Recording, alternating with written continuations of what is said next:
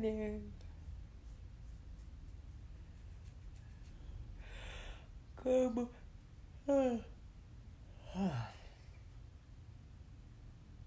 morning. Good morning. Good morning.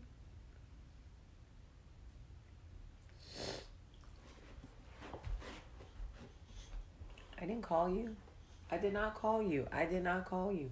Go lay down. Go lay down. Go lay down. Go.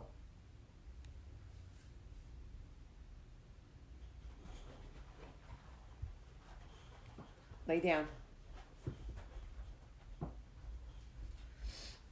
We saw a deer in my yard this morning, or in the yard next to ours. So he's been watching out the window for like 15 minutes, intently waiting for the deer to come back. I'm like, the deer's not coming back. Anyway, good morning, everybody. It's Thursday. It's date night. I found 2 gray hairs sticking straight up out of my head last night, like antennas. And nah, bro, no. You know. You don't have to go. You're just ringing those bells because you want to get the deer. Anyway, I plucked them out. And don't tell me they're going to grow more hairs because I don't believe that shit. They were sticking straight up like antennas. Let me tell you about gray hair. They don't have the same softness that brown hair has. They're like hard, wiry hairs. Like, what am I growing? Fucking whiskers? Anyway, I took Olivia out last night for dinner with another friend of hers and her mom. And we went out. And I messed up because I told Olivia that her dad and I were married 11 years. Because that's what I thought. That's what I thought. I thought it was 11 years in May. But it's not. It was 12 years. So now she's all freaked out because she thinks she was born before we were married. And Michael's like, why did you say 11? I'm like, I forgot. I don't even know our anniversary. May something. So anyway, this morning I told Olivia, I'm like, I was wrong. We were married 12 years. So you were not born when we were married. And even if you were, we don't care. She cares. I do not care. So that happened last night. Charlie has some crazy bug bite on her leg. It's never a dull moment. It's never a dull moment. This is why people drink at 7 o'clock in the morning. So we're talking about ghosting. You know, that's like the thing, right? That's what everybody talks about now. It's the trend in human behavior. You don't like somebody anymore. You're mad at somebody, whatever. You just ghost, right? You just go ghost. What does ghosting mean? You just disappear. Literally disappear.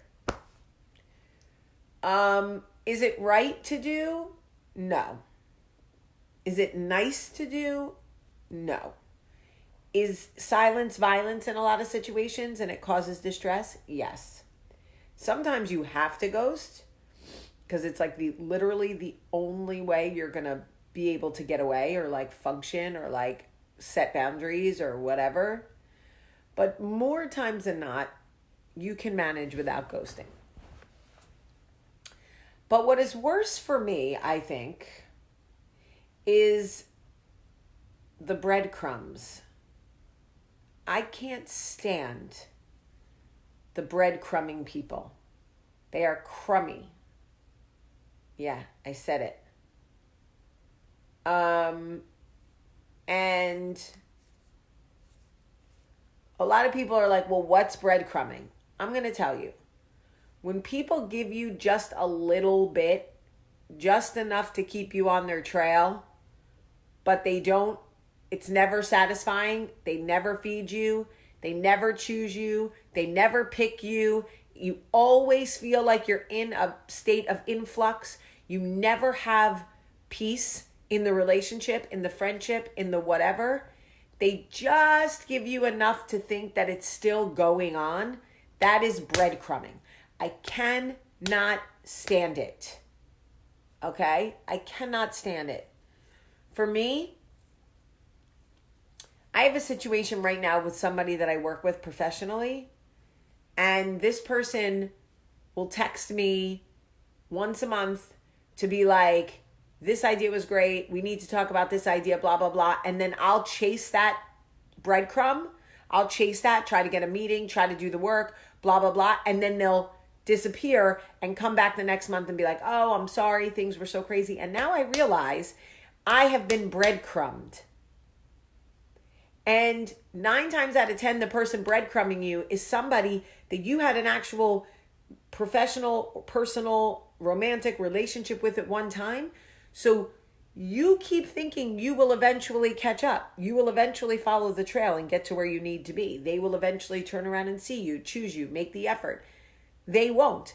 They are breadcrumbing your ass, and you are like a bird hopping through the trail, eating the little bit of breadcrumbs, taking the little bit that you can get. Keep your bi-weekly stupid check-in text messages. Save them. Next time you feel the need to text me and breadcrumb me, I want you to take your phone out of your pocket, take your finger out to text me, and then shove your finger directly up your ass. That's how I feel about your breadcrumbing. Yeah.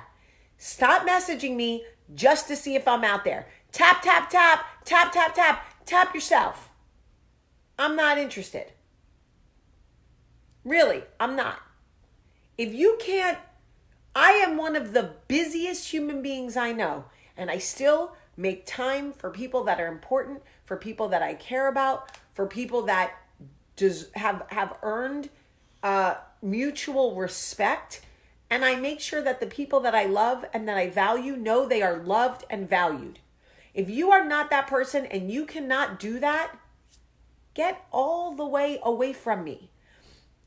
Don't text me. Don't check for me. Like, none of it. I don't want your breadcrumbing. I don't need it. Because you know why? I can feed myself. I don't need to survive on your breadcrumbs because I can feed myself. I know how to cook. I know how to cook. I can do it myself.